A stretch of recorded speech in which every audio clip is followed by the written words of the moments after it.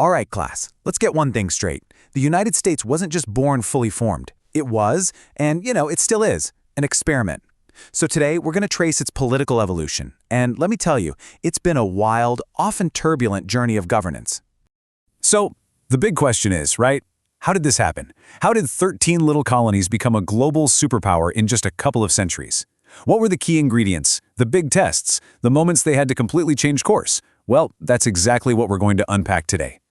All right, here's our game plan. We'll look at this in 5 stages, from colonies to country, then forging a federal republic, expansion and a house divided, becoming a world power, and finally, the modern political landscape. So let's jump right in at the very beginning. Okay, Section 1, from colonies to country. Think of this as the hypothesis phase. This is where the very first ideas of American self-rule were planted and, tested out in the kind of fertile but sometimes pretty hostile ground of the early colonies. Now, what's really fascinating is just how early this idea of self-government started. We're talking 1619. That's more than a century and a half before the Revolution. The Jamestown colony in Virginia set up what was called the House of Burgesses. So you see, those seeds of independence were planted way, way before the actual revolution even began. In this phrase, you've all heard it right, no taxation without representation. This really gets to the heart of the whole conflict. See, after the French and Indian War, Britain was broke and thought, hey, the colonists should chip in for their own defense. But when Parliament started slapping on new taxes, the colonists fired back, saying, hold on, you can't tax us if we don't have anyone representing us over there. It was a massive clash of political ideas. And things just went downhill from there, and fast.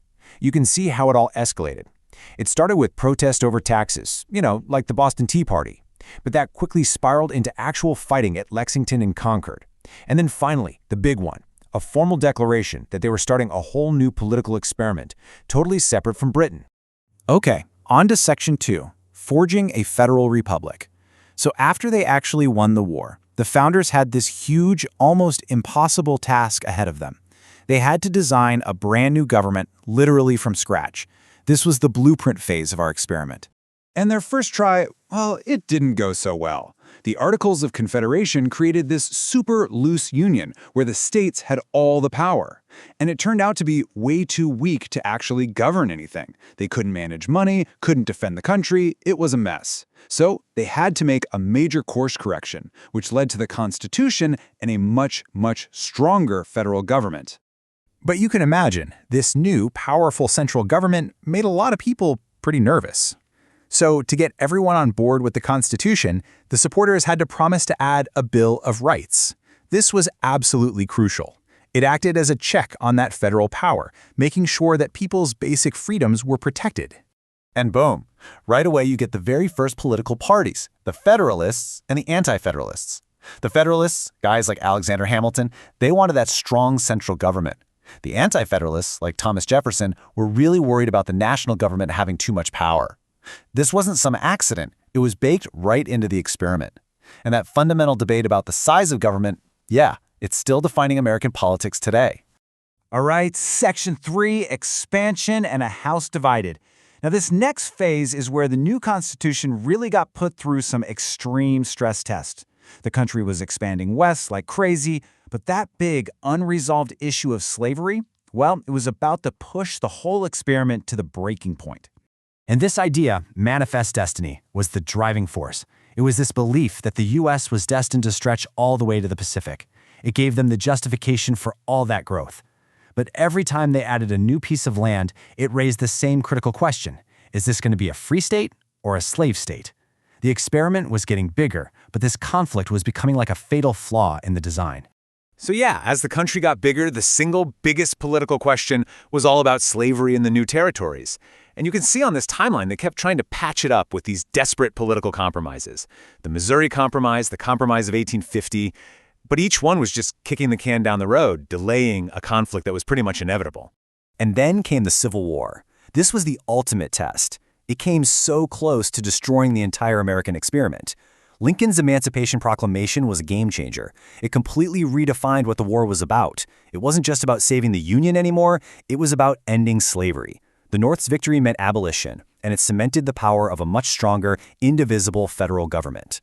So moving into Section 4, becoming a world power, The country had survived this massive internal crisis, and now the American experiment started to scale up, big time.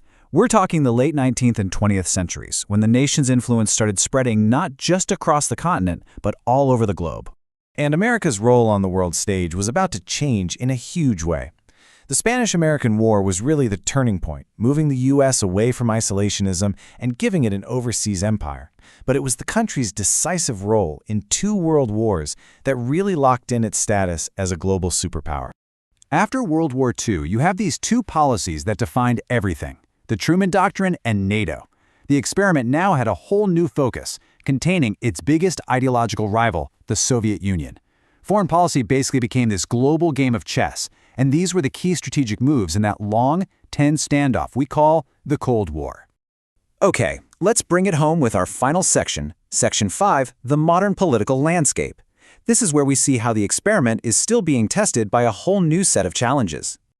On the home front, the civil rights movement was like a second great stress test for the country's founding ideas. This wasn't just about social change. It was a profound political evolution. People fought for change in the courts, on the streets, and in Congress. And that movement forced the country to reinterpret the Constitution itself, really expanding what freedom and citizenship actually mean in America. And of course, the 21st century has brought its own massive shocks to the system. You look at 9/11, the financial crisis, the pandemic, the social justice protests. Each one of these crises has reignited those same fundamental debates that have been there from the very beginning: security versus liberty, the proper role of government, the ongoing search for justice. It just proves the experiment is constantly being forced to adapt. And you know, the election of Barack Obama in 2008, that was a truly historic moment in this whole story. I mean, think about it. The first African-American president happening almost 150 years after the Emancipation Proclamation. It was powerful proof that the very rules and outcomes of this American experiment could in fact change dramatically over time. So for the last 30-plus years, ever since the Soviet Union collapsed, the U.S. has been navigating the world as the lone superpower. And that's created a whole new set of complex challenges, both at home and abroad. It's forced the American experiment to operate on a global stage that the founders could never, ever have imagined. And so, that brings us to today. The experiment is still running. What started out in a tiny colonial assembly in Virginia is now a global power, and it's still being tested, still being debated, and still being redefined every single day. The next chapter? Well, that's the thing. It hasn't been written yet.